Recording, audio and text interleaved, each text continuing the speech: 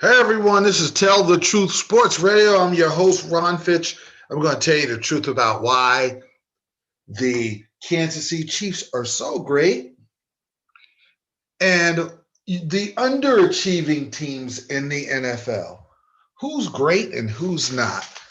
I'm looking forward to this show. I could break you down why Mahomes is so good.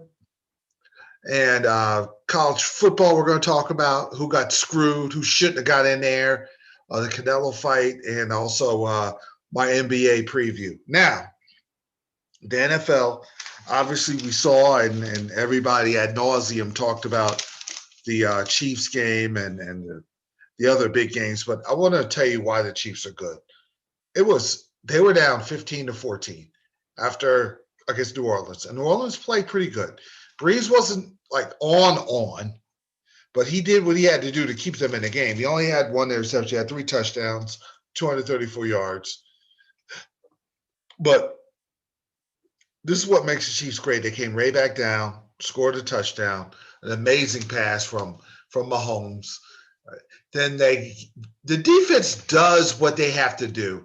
It's not a great defense, but it's good enough with the Honey Badger and Jones and a decent pass rush and Spagnolia dialing up plays that he has to. It's not a great defense, but it's good enough to take you where you got to go when you have one of the best offenses of all time. And you have what I consider probably going to be the best quarterback to ever live, quarterback in your team. They get the ball back. They Mahomes. This is what makes it great. He can run, or he can throw on a run, or he can throw in a pocket, or he can throw the little shuttle pass to Kelsey, or he can throw the shuttle pass to Tyreek. It depends. There's so many intricate plays they run. Whether it's the deep ball, which he throws a beautiful deep ball, or the intermediate pass, or to get Watkins going. Uh, and he's an intermediate guy, or you get Hardman. He's a speed guy. It's just a beautiful offense to watch. They ended up taking a 32-22 lead. He does get sacked and fumbles. The Saints score. They cut it to 3. And this is the thing. The Saints should have onside kick with 2 minutes left. With over 2 minutes left. Every game that I've seen this year, whether it's Tampa, whether it's Oakland, whether it's at Vegas, and this game in New Orleans, every time you give Mahomes the ball to close you out, he's closing you out. The only way you're going to beat Kansas City is if your quarterback, who's really got to be good, has a closeout moment. Because if Mahomes is going to close you out, he's closing you out. The Raiders beat the Chiefs because Carr and the Raiders took 4 minutes off the clock to end the game, and Mahomes couldn't close them out. You got to close out. If Mahomes has the ball in his hand, whether they're leading to put the game away, whether they have a chance to win the game is over, and you are going to lose. Okay? This is what's going to happen. It's not going to throw a game-clinching interception. They're not going to get 3 and out. It's not going to happen because they won't just run the ball. They might run it to close the game out, but they might throw the little screen pass to Kelsey like they did. That's what makes Kansas City great. They have a championship confidence, not arrogance. They just believe they're going to win, but they put in the work. So they're not acting stupid before the game. They're not dancing and acting disrespectful and idiotic. They're just focused. They're not driving their bus around Kansas City like the Raiders did. They're just focused. The focused teams are the teams that last in football. The mouthy teams you might get a year or they'll win a championship, but usually they fizzle out or they don't win at all. I've seen the 80s Eagles. I've seen the Jerry Glanville teams. The mouthier teams that talk and don't do anything end up going to playoffs and going home. So now it's time, and I want to talk about 2 other underachieving teams. One was the LA Rams losing to the Jets, and they didn't come to play. The Jets took it to them. They won that game more. They took it to the Rams. The Rams are going to be a wild card. The Rams are going to have to travel to the East Coast to play an NFC East team. And I'm picking whether it's Washington or Dallas. I don't think Philly gets in, and the Giants got the Baltimore, so that's probably not going to happen. But whoever the East representative of the AFC is, I don't care what their record is, I'm picking them against the Rams. I don't trust the Rams. I do not take the Rams serious. Golf is up and down. Their defense gets pushed around as good as talented as they are. Jets ran on them, Jets threw on them, and they blocked punts. They did it whatever they wanted. Then the other team is the Pittsburgh Steelers. They're another underachieving team. They lost to the Bengals, and just as a Steel fan, I'm getting a little sick and tired of watching Juju Smith. He wanted to run on a Cowboy star at that touchdown. He goes to the center of the field to dance and do TikTok. Champions don't do that. And the dancing annoyed. It annoyed Buffalo. It annoyed Cincinnati. They were dancing, rubbing it in when they beat Cincinnati earlier. Cincinnati's like, okay, I don't care if we lose another game. We're not losing this game. And they played their hearts out. They deserve to win. Now, Pittsburgh, at the very least, will be a wild card because Cleveland could win the division. If Pittsburgh loses to Indianapolis, Cleveland will win the division because Cleveland's going to beat the Jets. Cleveland deserves to win the division. They put in the work. They've improved. They're playing hard toward the end of the year. They're playing better toward the end. The teams that are improving toward the end of the year, those are teams you look at in the playoffs. The teams that aren't, they're going to go out in the first round. And I think the Steelers are going to go out in the first round. They might not win another game this year. I can see something like that happening. But I don't trust Indianapolis. So that game's a toss-up. That game is whoever makes the mistake. Both teams will probably make a lot of mistakes. Whoever makes the last mistake will probably lose that game. But if Pittsburgh does win, they win the division, they'll get eliminated in the first round. Tennessee will beat them. Baltimore will beat them. Cleveland will beat them. Indianapolis will beat them in the return match. So they'll be home. And I think it's over for this franchise. And that's tough. When you are a fan and you know it's the end, and it's the end when you're like, we might go through some lean years. The window of opportunity. There was 12 years to get it done, and you didn't get it done. And Ben Roethlisberger cannot throw the ball more than 10 yards. That's a problem.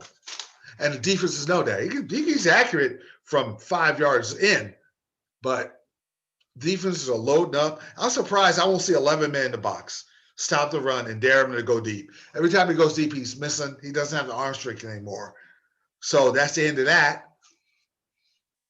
The only way Pittsburgh wins another Super Bowl before the next 10 to 20 years is if they make a deal to get Matthew Stafford or Deshaun Watson and put them on with this defense. The defense is healthy, and it would be one of rare years the Steelers are healthy. Steelers are never healthy. Their stars are always getting hurt between Bell, Bryant, you got Dupree. Now Ebron's hurt. Them and the 49ers are teams that always have bad injuries to stars that just ruin their chances. 49ers haven't won since 94. Cowboys haven't won since 95. See, the Steelers are goofing around and they're acting overconfident, dancing and stuff, but they're wasting the golden opportunity they have. And you don't get these opportunities. With the window closing, it could be 2040, 2050 before you win another championship. Look at the Cowboys. Look how many years. You know, when there's opportunities there, you got to try to take advantage of it once. Look at the Saints. The Saints had an opportunity a couple years ago, and now it doesn't look good. And I'm going to give grades out. Let me break down the landscape here of the NFC and AFC before I give out my grades. You got in the AFC, the Buffalo's a 2 seed. If the playoffs ended, you'd have Buffalo versus, I'm saying Baltimore. Baltimore's going to beat out Miami. It'd be Pittsburgh and Indianapolis. But if Pittsburgh beats Indianapolis, Baltimore could move on. It doesn't matter. They're not going to win that game. Tennessee would play Cleveland. I would love to see Tennessee, Cleveland, Rio. What a great game. Buffalo, Baltimore, Tennessee, and Cleveland. Those are great games in the playoffs if that happened. In the NFC, with New Orleans losing, all the roads go to Green Bay. You got to go through the frozen tundra. It's not about the fans, it's the weather. especially if you're New Orleans and Seattle.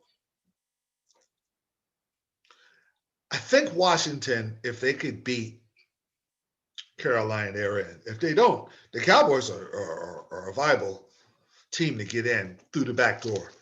Either or, they're beating the Rams. Seattle Tampa is a cool game, and Russell Wilson versus Brady. You'd have New Orleans versus Arizona. Whew, man, Kyler Murray coming to New Orleans. There's some good matchups in the NFL. Now I got to give out the grades. A plus, Chiefs. A, Bills, Green Bay, and I'm going to put Cleveland as an A. B plus, Tennessee, Indianapolis, New Orleans, and Seattle. B minus, Tampa Bay and Arizona. Those are the teams. Anyone else doesn't deserve to be on that list. There you have it. That's the NFL report.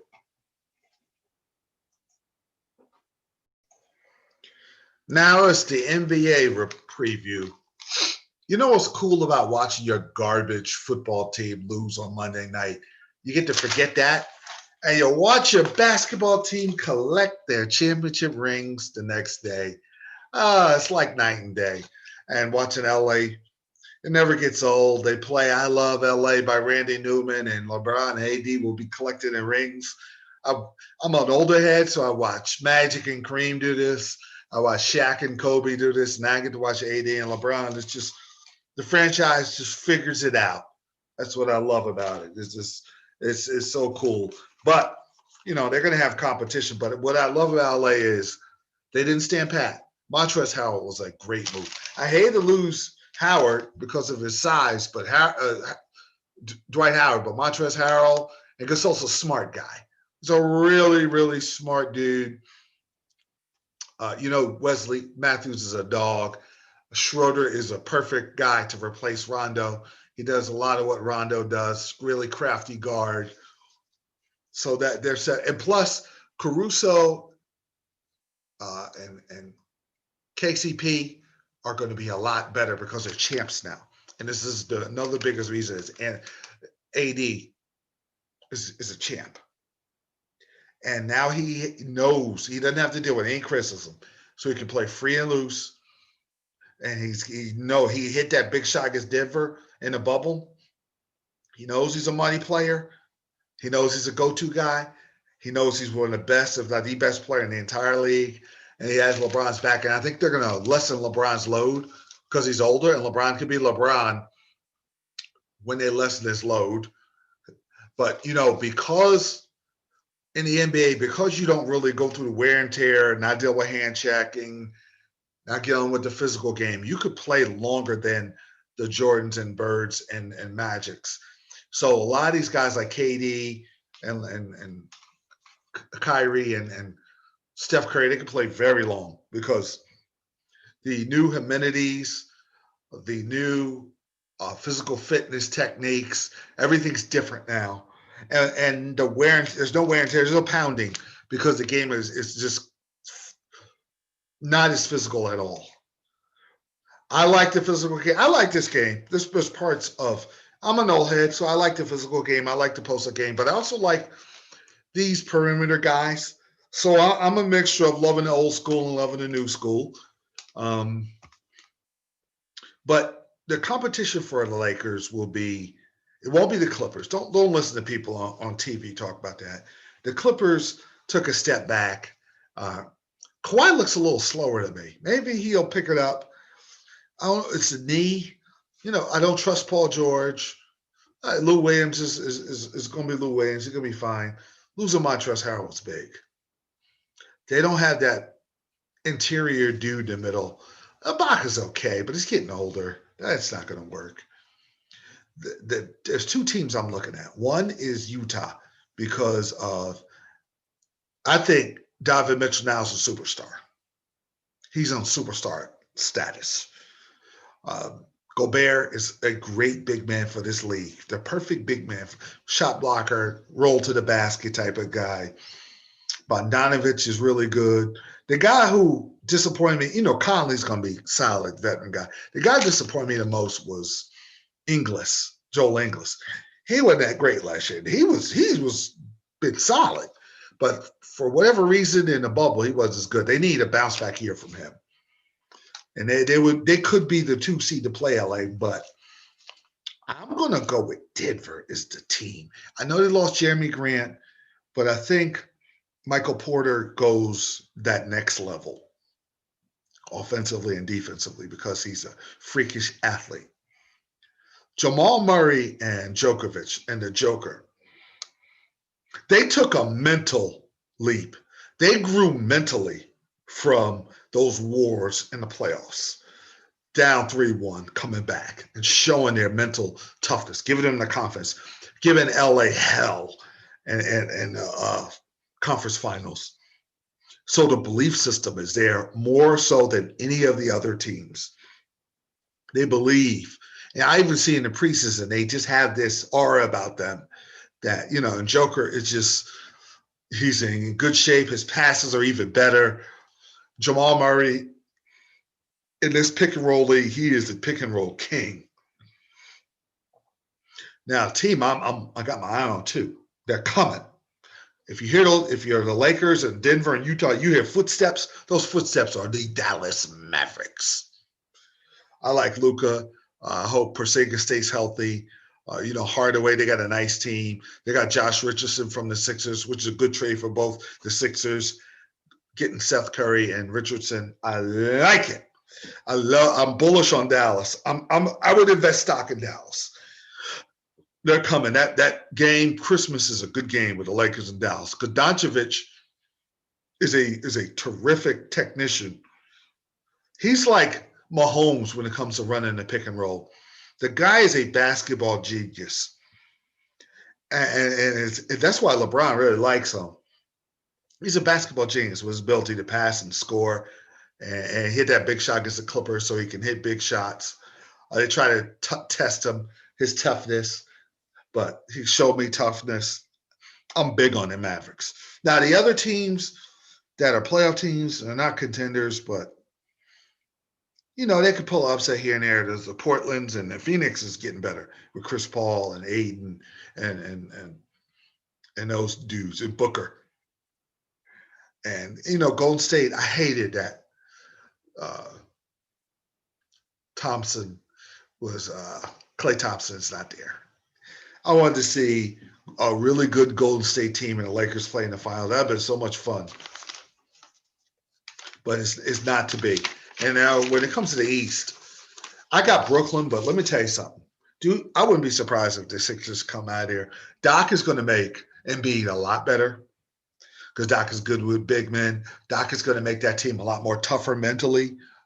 I think Doc's going to have Ben Simmons hit shots here and there. Ben Simmons with a little, he doesn't shoot the jumper. He might hit the little runner in the lane. Yeah, a little, I'm not trading him for Harden, period, because Ben Simmons you got to have a guy that's tall enough to guard KD, and he's perfect. He's a good defender. Getting Curry and Green with 3-point snipers with to add, it's just great. Daryl Morey did a great job with the Sixers. The Sixers are in the right, they're in a good place right there. I never trusted the Sixers. Now I do. So I don't believe that Milwaukee is going to go to the finals. Greek Freak, Holiday, and Middleton can make noise. See, Greek Freak needs another superstar next to him. Greek Freak would need, like if Greek Freak had Donovan Mitchell on the Bucks, they could go to the finals. Like he needs another young superstar to pair with him. These are good borderline stars, Holiday and Middleton, but it's not enough. Toronto's going to be solid. They're smart. Boston, with Jaylen Brown, and Tatum, and Walker, and Smart, and Tice. It's just you got good coaching. Boston should come out east. Something always happens where they don't come out. It'd be kind of cool to see Boston Lakers in the finals again. Don't sleep on Miami. Don't sleep on Tyler Hero and Butler and Adebayo, who had the best block and one of the best blocks in playoff history, blocked Tatum's dunk. I don't know if they got enough, but Pat Riley may add a player. Like if you could just add Harden with this team, then you're coming down the East. Watch out for Atlanta. Atlanta reminds me of Dallas with Trae Young and Rondo going there. Rondo taking the money and mentoring Trae. I love that. Happy for Rondo. Gallinari there. They made some shrewd moves. I'm be watching Atlanta on TV when they come on. I think the best team is Brooklyn. And this is why KD and Kyrie work. KD is aggressive and scores and can pass, but he's complimentary enough to back off and let the other star do what he does. If you saw him let Clay and Steph and Draymond do what they do, and he still was able to be great and be the star. He has that innate ability to do that. And I think that's why him and Kyrie will work just so. And I watched him against Boston. It was scary how good they looked.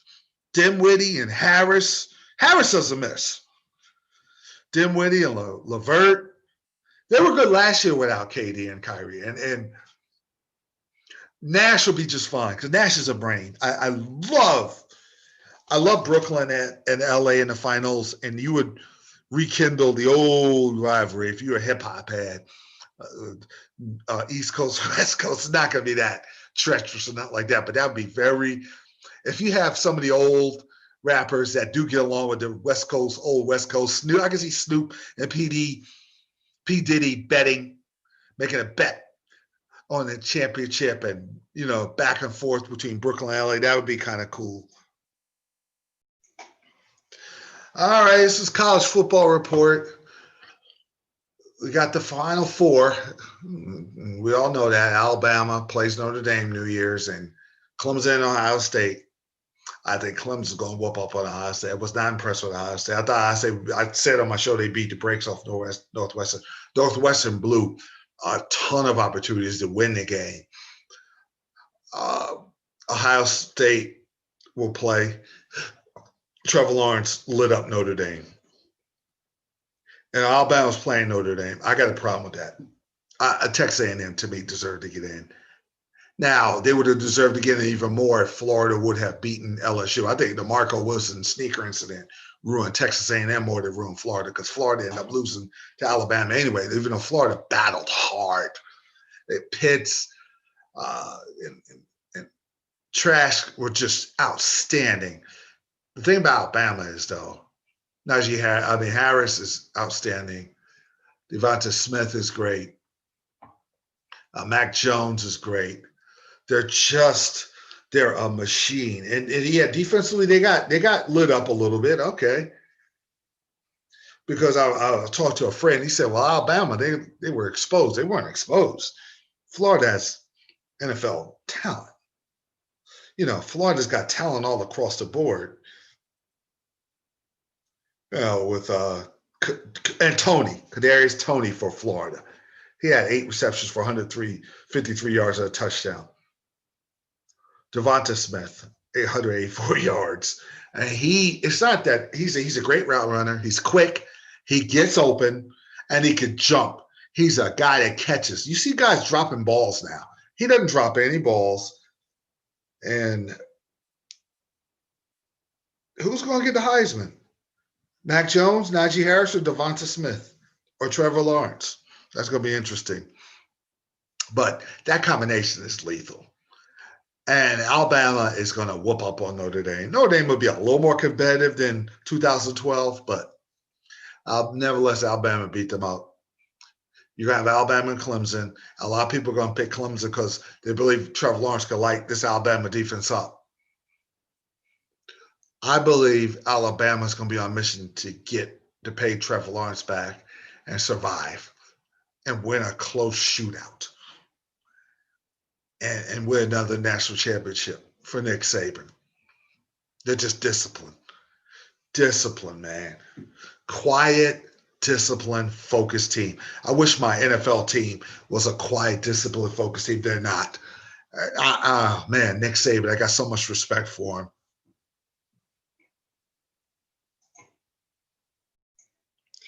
All right, I want to talk about the Canelo fight. I wasted $20 ordering it in on Dan's, and I did. That's $20 I'd like to have back. I'm just not happy. I'm not happy with my decision to do something that's stupid.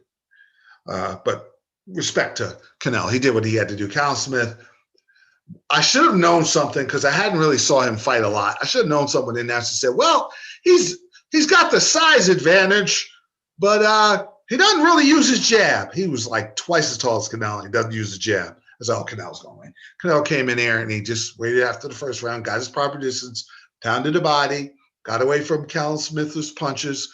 He landed a couple soft punches. He shook him off, Canelo, and then just wore him out. And then from round 5 to 12, Cal Smith sat back in survival mode. So that's what I paid for.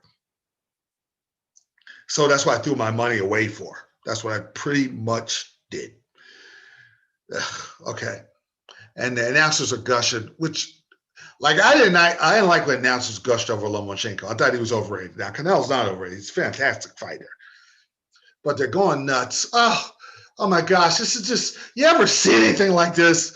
He's a guy so much taller, he's just beating him up. Oh, this is so great. Yeah, it was all right, but the problem was that's not the best super middleweight in the division. The best super middleweight in the division is Caleb Plant. All you got to do is make the fight with Caleb Plant. They never mentioned Caleb Plant. They in passing. DeAndre is in the audience. He's back. He's been chasing Canelo for 6 years, since 2014, and they'll never make, it's not marketable. And Charlo, they'll move up. If he doesn't want to move down, let them move up and fight. I don't want to see him fighting Triple G 2 or 3 more times where he beats up Triple G and they turn around and say, isn't he the greatest now? No. You fight one of the 3 fighters, and I'm going to go out my way to gush about how great and what a great fight and all that. He's a great fighter, but I need him to run into a real test. Caleb Smith was not a real test. Caleb Plant is he's a dog. If you're beating Caleb Plant's coming after you all 12 rounds. So you got to fight all 12 rounds. You got to knock him out or hurt him or something because he's coming for you. Caleb Smith was just happy to go to. He's smiling after the fight. Yeah, Caleb Plant would be crestfallen if he lost to Canelo. That's what you know as a competitor. I want Canelo, who is a competitor, to go against another competitor, like a Charlo, like an Andre, or like a Caleb Plant. And that's the true test. Then I can say, man, this guy, I got him way up there. You got to fight one of those 3. If you don't, I'm not putting you up there. This is Tell the Truth Sports Radio. There's not propaganda. There's too much propaganda in boxing. Enough of the nonsense. He's a really, really good fighter. I'm happy for the guy. He's independent now. But you got to fight one of those 3 guys. And the announcers never did that. They never interviewed him and asked Canelo, do you want to fight the guy that's in the audience, Andre? What about Caleb Plant? They kind of talked about unifying the titles, but they never mentioned Caleb Plant. That's a problem. And one more thing. This nonsense about Tyson Fury and Joshua all set up for the fight, there's litigation involved. Wilder is suing, and he could win. Tyson Fury's got to fight. I understand you're in a massive hurry to get that done. But if you signed a rematch clause with Wilder, you got to honor that. You shouldn't have signed that rematch clause. You should have said, winner take all, let me move on if I win. You signed a rematch clause. You got to fight him. I don't care if you don't feel like it or not. You signed a rematch clause. When I deal with the show, I deal with the facts. That's the facts. You signed a rematch clause. You got to fight him in a rematch.